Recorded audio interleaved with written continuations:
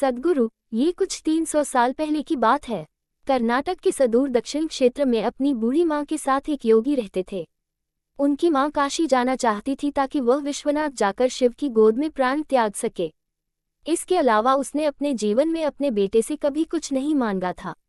उसने कहा, मुझे काशी ले चलो, मैं बूढ़ी हो रही हूँ, मैं वहीं जाके मरना चाहती हूँ।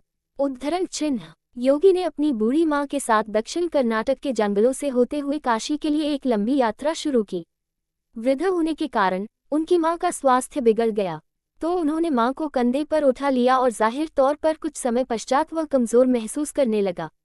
उसके पास शिव से याचना करने के बजाय और कोई चारा नहीं बचा। उन्होंने याचना की, हे शिव, मुझे मेरे इस प्रयास में विफल मत होने देना। बस यही एक चीज़ है जो मेरी माँ ने मुझसे मांगा है, कृपया मुझे इसे पूरा करने दें। मैं इन्हें काशी ले जाना चाहता हूँ। हम वहाँ सिर्फ आप ही के लिए आ रहे हैं, कृपया मुझे ताक दें। तब जैसे ही उन्होंने चलना शुरू किया तो पीछे से एक घंटी की आवाज़ सुनाई दी, जैसे कोई बैलगाड़ी आ रही हो।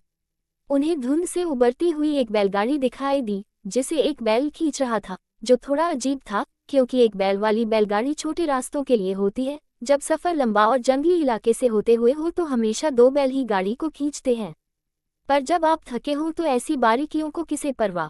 गाड़ी नज़दीक आई पर वे चालक को नहीं देख पाए क्योंकि चालक लबादे में था और बाहर धुंध भी थी।